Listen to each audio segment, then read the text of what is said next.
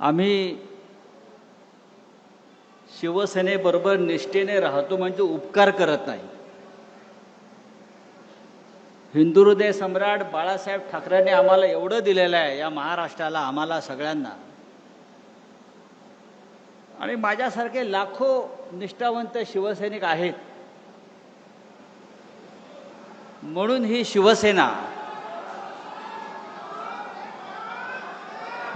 शिवसेना अनेक संकटामध्ये, वादळामध्ये उभी आहे. आणि एक सांगतो, कृषी उत्पन्न बाजार समितीमध्ये ही सभा सुरू आहे. इथे शेतकऱ्यांचा माल येतो,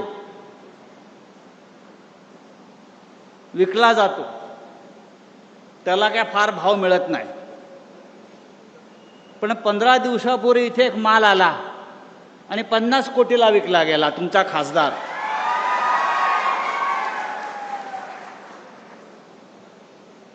आता खासदार गेले म्हणजे गेले. आता आपल्यासाठी ते गेले. आता त्या दुखवट्याला आपण आलेलो आहोत. आता 10व 12व करू आणि पुढल्या कामाला मोकळे होऊ. फार दुःख करत बसायचं नाही. गाडा पाडा आणि शेवटी भगवा झेंडा फडकवा.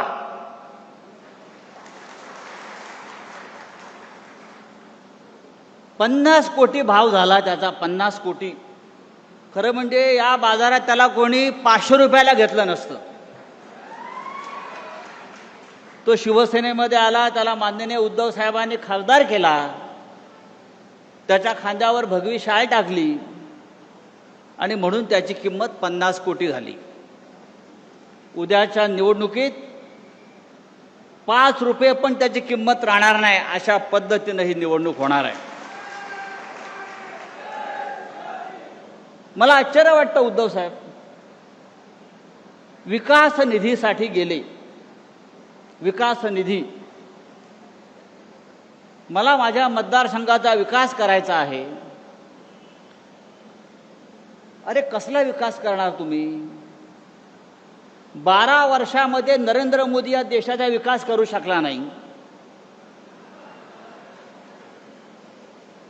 त्या नरेंद्र मोदींच्या वाराणसीमध्ये जाऊन बघा. रस्ते नाहीत, पाणी नाहीत, पूल नाहीत. ज्या मोदीचे बूट चाटायला आपण गेला, तो देशाचा विकास करू शकला नाही. तुम्ही काय विकास करणार आहात? आणि कोणाकडे गेले? तर ज्याने राम मंदिराची लूट केली, राम मंदिराच्या दानपेटीतले 2000 कोटी रुपये ज्या मोदीच्या लोकांनी चोरले, त्या मोदींचे बूट चाटायला हे गेले.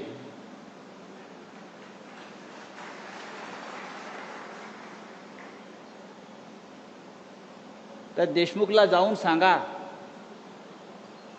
ही शिवसेना आहे आणि शिवसेना कधी संपत नसते. ठाकरे कधी संपत नसतात.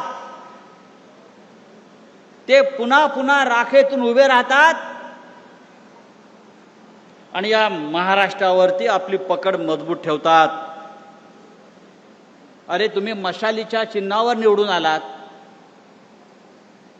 म्हणजे ही मतं लोकांनी माननीय उद्धव ठाकरे साहेबांना दिली. तुम्हाला गद्दारी करायची आहे तर राजीनामा द्या, पुन्हा निवडणुकीला उभे राहा आणि मग तुम्हाला कळेल या यवतमाळ वाशिमची जनता गद्दारांबरोबर आहे की निष्ठावंतांबरोबर आहे. पण एकनिष्ठ राहण्यासाठी आई नेक आणि बाप एक असावा लागतो. आम्ही सगळे एकनिष्ठ आहोत आणि हा एकनिष्ठांचा सागर, महासागर लाटा या गद्दारांना तडाखे देऊन तुडवल्याशिवाय राहणार नाही. उद्धव साहेबांचं काल नागपूरला आगमन झालं. प्रचंड गर्दी, प्रचंड.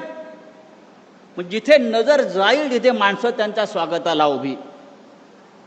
एकनाथ शिंदेनी ते जर बघितलं असतं त्या गद्दारांना, मिंदेनं, तर त्याला कळलं असतं शिवसेना जागेवरच आहे, शिवसेना जागेवरच राहील आणि तुमच्या छाताडावर पाय दळून पुन्हा एकदा विधानसभा आणि हिंदुस्थानच्या लोकसभेकडे जाईल.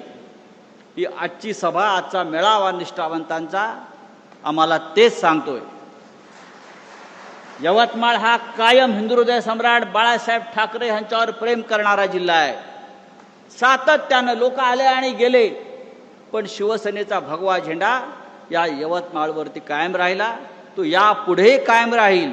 आपण सगळे माननीय बाळासाहेब ठाकरेंचे शिवसैनिक यापुढे माननीय उद्धवजी ठाकरे साहेब आणि आदित्य ठाकरे साहेब यांच्या मागे ठामपणे उभे राहू आणि या यवतमाळच्या मातीमध्ये पुन्हा गद्दारीची कीड लागणार नाही, अशा प्रकारची लोक निवडून देऊ.